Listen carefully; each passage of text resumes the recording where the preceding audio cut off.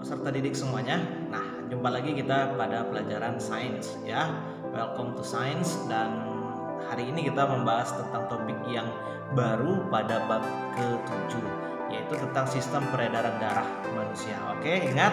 Nah, kita ini kenapa masih bisa hidup? Karena darah masih mengalir di dalam tubuh kita.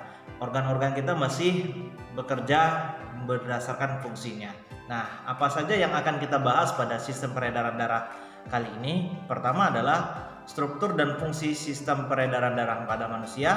Yang kedua, gangguan dan kelainan pada sistem peredaran darah. Namun, untuk gangguan dan kelainan ini kita akan bahas pada the next video.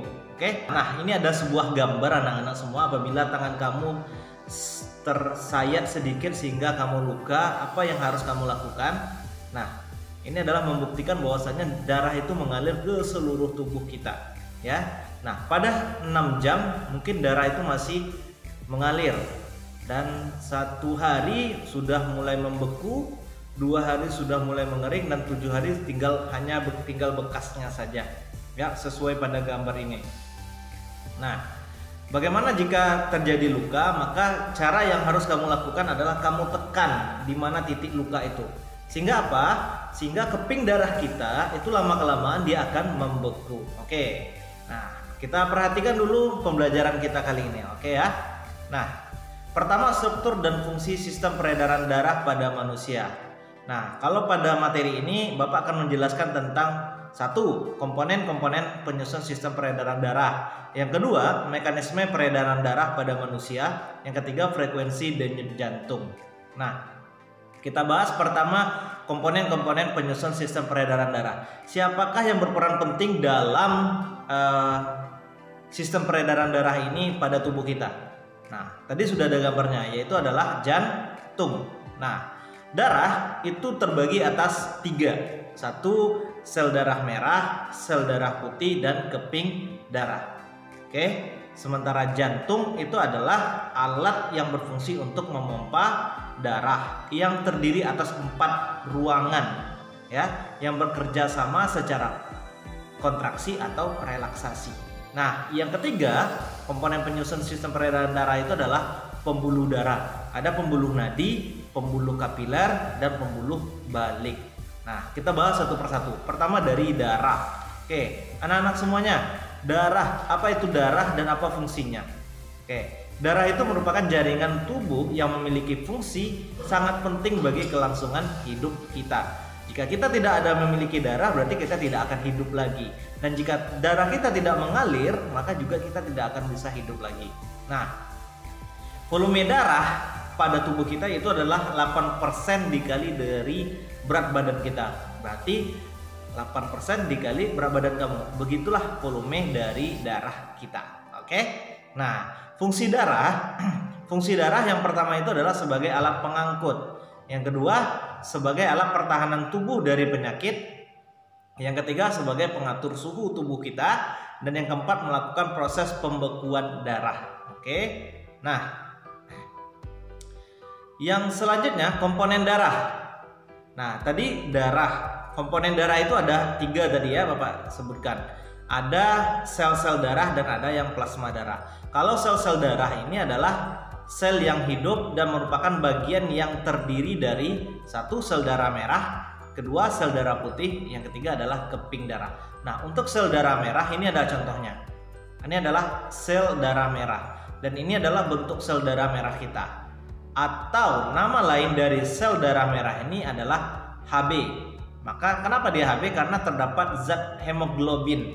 Berarti ketika kamu sakit nih, masuk rumah sakit, kita cek Hb-nya dulu ya Bu. Kita cek Hb-nya dulu ya Dek. Berarti kita dicek sel darah merah kita. Oke. Nah, yang kedua adalah sel darah putih atau disebut juga dengan leukosit. Nah, kalau leukosit ini, nah ini contohnya, gambarnya ya. Itu dalam 1 ml darah mengandung 8.000 sel darah putih dan lebih besar dari sel darah merah, serta bentuknya tidak tetap. Kalau tadi sel darah merah bentuknya seperti bulat-bulat, sementara sel darah putih itu bentuknya tidak tetap. Oke. Yang terakhir yaitu adalah keping darah atau trombosit. Nah, berguna untuk pembekuan darah serta pada keadaan normal 1 ml darah sama dengan 200.000 sampai dengan 400.000 butir keping darah. Nah, bagaimana keping darah ini berfungsi dalam tubuh kita? Nah, jika kita luka, maka trombosit itu mengeluarkan yang namanya thrombokinase, sehingga dia akan mengubah darah yang keluar itu menjadi protombin dan trombin, serta mengubah dengan menjadi fibrinogen atau disebut dengan fibrin, sehingga setelah luka itu membeku atau sudah tertutup, maka dia akan membeku dan menjadi berbentuk jaringan kembali, jaringan tubuh kita, yaitu kulit. Nah, itu dia kenapa ketika kita luka kita harus menekannya biar lama-lama gitu, biar darah itu berhenti, biar keping darah itu bekerja sesuai maksimalnya. Jangan dibiarkan, jangan dibuka, maka darah itu akan mengalir cukup deras. Oke, dan trombosit ini juga selalu kita ditanyakan ketika kita sakit. Kita cek trombosit, kita cek HB, kita cek darah merah, sel darah merah kita. Oke. Nah, yang kedua yaitu adalah alat peredaran darah. Tadi sudah Bapak jelaskan alat peredaran darah itu adalah jantung. Nah, jantung itu berfungsi untuk memompa darah ke seluruh tubuh. Letaknya yaitu di rongga dada sebelah kiri di atas diafragma. Oke. Nah, di atas diafragma. Nah, ini adalah gambar jantung. Dia terdiri atas 4 ruangan, ya. Nah, sistem peredaran darah pada jantung ini terbagi atas 2, yaitu sistem peredaran darah besar dan sistem peredaran darah kecil. Bagaimanakah sistem peredaran darah besar ini bekerja? Nah, sistem peredaran darah besar dikenal juga dengan nama sistem peredaran darah sistematik. Sistem peredaran darah ini bermula ketika bilik kiri jantung memompa darah yang mengandung oksigen, nutrisi melalui aorta atau arteri utama ke seluruh tubuh. Jika kadar oksigen dalam darah sudah rendah atau hanya tersisa karbon dioksida, maka darah akan terkumpul di pembuluh darah. Kemudian masuk ke serambi kanan jantung dan masuk ke bilik kanan jantung. Pada sistem peredaran darah besar ada 2 pembuluh darah yang bekerja. Pertama, yaitu vena atau cava superior yang bertugas membawa darah dari kepala dan lengan menuju jantung. Kedua, vena cava inferior yang membawa darah dari perut dan kaki menuju jantung. Nah, jadi peredaran darah besar itu yaitu dari jantung, ya. Dari jantung ke seluruh tubuh, ya, baik itu ke perut, ke kaki, ya, ke paru-paru, ke kepala kita, ke tangan kita, balik lagi ke jantung. Nah, di dalam ini sudah ada nih skemanya nih, ya, pembuluh darah, peredaran darah besar. Selanjutnya peredaran darah kecil. Nah, dalam peredaran darah kecil disebut juga dengan pulmonal.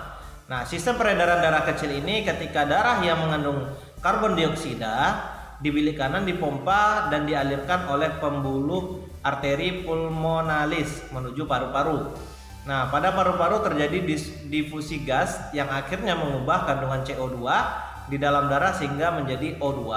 Ketika keluar dari paru-paru, darah ini selanjutnya dialirkan oleh vena pulmonalis menuju serambi kiri. Sederhananya, perjalanan pembuluh darah kecil ini adalah dari jantung ke paru-paru lalu kembali lagi ke jantung. Nah, ini salah satu contohnya. Ini kira-kira adalah peredaran darah kecil dan ini adalah peredaran darah besar. Oke.